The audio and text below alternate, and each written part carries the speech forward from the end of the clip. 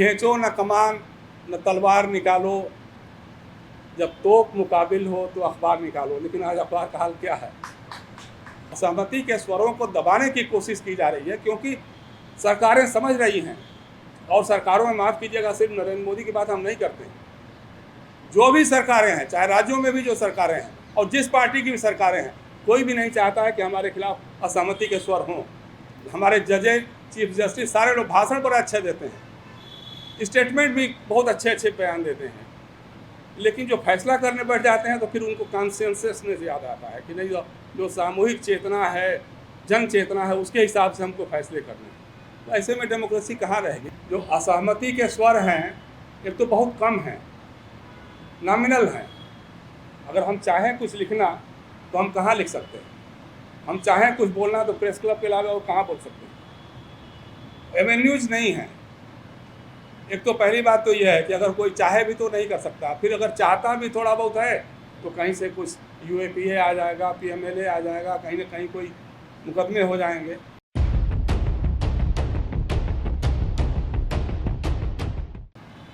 Press या freedom of expression पे हमले लगातार हो रहे हैं। जो असहमति के स्वर हैं, एक तो बहुत कम हैं, नॉमिनल हैं।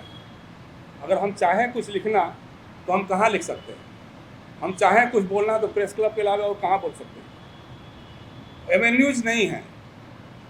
एक तो पहली बात तो यह है कि अगर कोई चाहे भी तो नहीं कर सकता, फिर अगर चाहता भी थोड़ा बहुत है तो कहीं से कुछ यूएपीए आ जाएगा, पीएमएलए आ जाएगा, कहीं ना कहीं कोई मुकदमे हो जाएंगे। और हालत कितनी ख़राब हो सकती है, मतलब अभी बताया, सिद्धार्थ ने भी बताया, चाहे न्यूज़ क्लिक का मामला हो, चाहे वायर का ही मामला हो। विनोद दुआ थे तो उनके ऊपर किस तरह से यूएपीए लगा कर देशद्रोह के मुकदमे में उनको कर दिया था। लगातार ऐसे केसेज हो रहे हैं, पूरे देश भर में हो रहे हैं। क्योंकि दिल्ली में हम हैं तो दिल्ली का दिख जाता है, लेकिन देश के अन्य हिस्सों में क्या हो रहा है ये तो हम देख भी नहीं पाते हैं।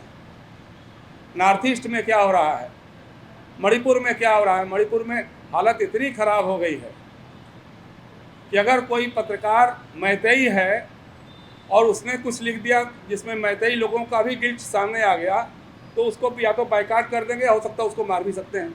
या कुकी अगर है तो उसने ऐसा कुछ लिख दिया जिससे कुकी लोगों का एक्सपोज हो रहा है, तो फिर वो कुकी नहीं रह जाएगा। एक बड़ा छोटा सा उदाहरण था कि साहब, वो हिंदू अखबार के करस्पॉन्डेंट, हिंदू अखबार ने कोई एडिटोरियल लिखा था मणिपुर के बारे में, तो मणिपुर के लोगों ने हिंदू अखबार को लिखा कि साहब इसका हमारा रिमाइंडर छाप दीजिए। हिंदू ने कहा कि नहीं, हम तो एडिटोरियल लिखा है, इसमें तो कोई रिमाइंडर बनता नहीं है। उस करस्पॉन्डेंट जो वहाँ से 20 साल से है, उसको दबाव बना करके उससे रिजाइन करवा दिया, कहा कि तुम नहीं रह सकते हिंदू में। तो ये हालत हो गई है लगातार। मतलब ऐसी ऐसी घटनाएं हो रही हैं, लेकिन अब किया क्या जाए? सवाल तो एक ही है। इसका जवाब एक ही हो सकता है कि अगर हमारी सॉलिडेरिटी हो, अगर हम एकजुट होकर के अपनी बात कहना चाहें, चाहे कहीं पर भी हमला हो, पत्रकारों पे हमला हो, गिरफ्तारियां हो, मुकदमे हो, उसको चुनौती देने की ताकत अगर हमारे अंदर होती है, हम अगर कुछ कर सकते हैं तो फिर बात बन सकती है। और इस मामले में हम लोग तो शुरू से ही, हमारा प्रेस एसोसिएशन रहा है, प्रेस क्लब के साथ रहा है, डीयूजे के साथ रहा है, आईजोयू के साथ रहा है, जो भी इस तरह के संगठन हैं, सहमना संगठन जितने हैं, हम उनके साथ लगातार खड़े होने की बात करते हैं। और कुछ भी कीमत चुकाने की हो तो हम उसको चुकाने के लिए भी तैयार रहते हैं। मैं एक ही बात कहना चाहूँगा आपसे। अभी मैं देख रहा था, मैं कहीं पढ़ रहा था, एक बार जस्टिस BN श्री कृष्णा जी का एक था, जजमेंट में था कि ए जर्नलिस्ट एंड ए जज must remain independent. A journalist and ए जज must remain independent. If they falter the whole democracy shakes. आज दुर्भाग्य की बात है, दोनों ही फाल्टर कर रहे हैं। न्यायपालिका में भी हालत वही है जो जर्नलिज्म का हाल है। हमारे जजेज, चीफ जस्टिस, सारे लोग भाषण बड़े अच्छे देते हैं, स्टेटमेंट भी बहुत अच्छे अच्छे बयान देते हैं, लेकिन जो फैसला करने बैठ जाते हैं तो फिर उनको कॉन्सेंससनेस याद आता है कि नहीं, जो सामूहिक चेतना है, जन चेतना है, उसके हिसाब से हमको फैसले करने हैं। तो ऐसे में डेमोक्रेसी कहाँ रहेगी, कैसे हो पाएगा। अब देखा है आपने, तो हमारे 5 जजों ने जो फैसला दिया बाबरी मस्जिद के बारे में, सबने माना कि वहाँ मंदिर तोड़ के मस्जिद नहीं बनाएगी। 5 जजों सबने माना कि 6 दिसंबर 1992 को बाबरी मस्जिद को विध्वंस करना क्रिमिनल एक्ट था, लेकिन चूँकि कम्युनिटी कॉन्शियसनेस ऐसी है, उसको देखते हुए हमको वहाँ मंदिर बनाने के फैसला दे दिया। अब ये इसी डेमोक्रेसी में हो सकता है। इसी हिसाब से इसी तरह से और भी है, जर्नलिज्म के बारे में भी है, बातें बड़ी बड़ी होगी, लेकिन क्या वजह है, बहुत सारे जर्नलिस्ट जो हैं महीनों महीनों तक जेल में बंद है, कोई सुनवाई नहीं, कोई मुकदमा नहीं, कोई चार्जशीट नहीं, बस उठा करके बंद कर दिया, यूएपी में बंद कर दिया। हम करें क्या? इसलिए सबसे बड़ी समस्या यही है कि आज जो असहमति के स्वरों को दबाने की कोशिश की जा रही है, क्योंकि सरकारें समझ रही हैं, और सरकारों में, माफ़ कीजिएगा, सिर्फ नरेंद्र मोदी की बात हम नहीं करते हैं, जो भी सरकारें हैं, चाहे राज्यों में भी जो सरकारें हैं और जिस पार्टी की भी सरकारें हैं, कोई भी नहीं चाहता है कि हमारे खिलाफ असहमति के स्वर हों। कोई नहीं चाहता कि हमारे खिलाफ कोई अखबार वाला या कोई टीवी चैनल वाला हमारे खिलाफ बोले। आप देख लीजिए, कहीं भी उठा करके देख लीजिए, किसी राज्य में भी देख लीजिए, किसी मुख्यमंत्री के खिलाफ किसी ने लिख दिया हो, किसी मुख्यमंत्री के खिलाफ कोई बात बोल दिया हो, ऐसा नहीं देखने को मिलता है। और वही हालत, क्योंकि हम यहाँ दिल्ली में हालत है, दिल्ली में हालत कितनी बुरी हो गई है आप कल्पना नहीं कर सकते हैं। प्रेस काउंसिल ऑफ इंडिया, जिसका अभी तक मैं मेंबर हूँ, 2 दिन बाद नहीं रहूँगा, 5 अक्टूबर तक का उसका कार्यकाल, इसको किस तरह से डिमिनिश किया जाए, किस तरह से इसको पंगु बनाया जाए, इस पर पूरी कोशिश हमारी सरकार की रही। 8 महीने तक प्रेस काउंसिल ऑफ इंडिया का चेयरमैन नहीं था, 8 महीने तक। मैं इसी मंच पे बोला था, 3 साल का पूरा टेन्योर खत्म हो गया, लोकसभा अध्यक्ष को 3 नाम देने में नहीं मिला। जो 3 मेंबर्स होते हैं लोकसभा के प्रेस काउंसिल ऑफ इंडिया में, 3 साल हो गया, आज तक लोकसभा अध्यक्ष ने 1 नाम भी नहीं भेजा।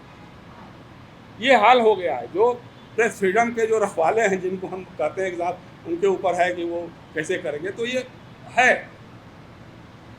और जो हमारे वहाँ जिस तरह से चलता है, उस पर तो कभी खुल करके हम लोग बात करेंगे, अलग से बात करेंगे, पर सरकार के खिलाफ नहीं होना चाहिए। कुछ भी सरकार के खिलाफ अगर आपने बोला तो फिर तो वो नहीं होगा।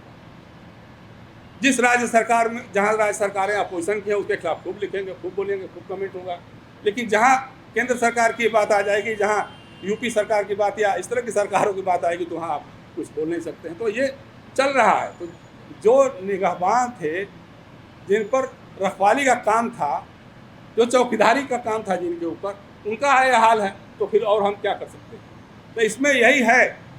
एक चीज़ और है कि जब भी हम कहना चाहते हैं, थोड़ा बड़े अदब के साथ अपने मित्रों से भी कहना चाहते हैं, कि जब कभी अंग्रेजी का मामला आता है, अंग्रेजी अखबारों का मामला आता है, तो हम काफ़ी, हमारी लंबी जोड़ी भीड़ हो जाती है, हमारे वक्ता भी हो जाते हैं।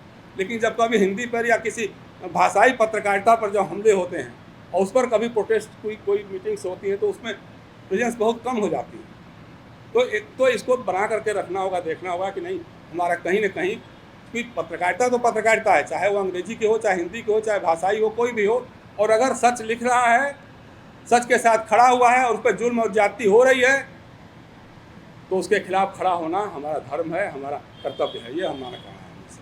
मैं कहना चाहता हूँ साथियों आपसे, बस इतना, ज़्यादा नहीं कहूँगा मैं।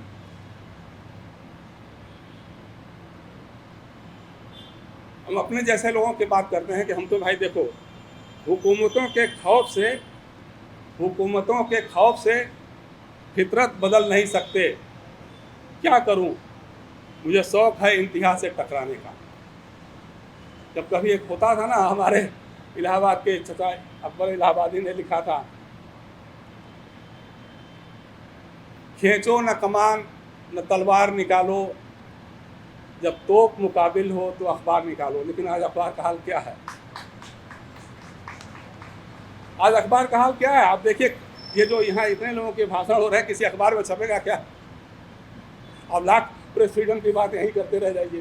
तो ये है, लेकिन उसमें जो है नहीं तलवार अपने हाथ में तो क्या हुआ, है नहीं तलवार अपने हाथ में तो क्या हुआ, हम कलम से ही करेंगे सिर्फ फिरों का सामना, हम कलम से ही करेंगे सिर्फ फिरों का सर कलाम। ये है आज का जर्नलिज्म। अगर जर्नलिस्ट इसके लिए तैयार है, खड़ा है, तो फिर तो आपको चुनौतियों का सामना करने के लिए भी तैयार होना, दमन और उत्पीड़न का सामना करने के लिए भी तैयार होना होगा। मैं तैयार हूँ। बहुत बहुत धन्यवाद।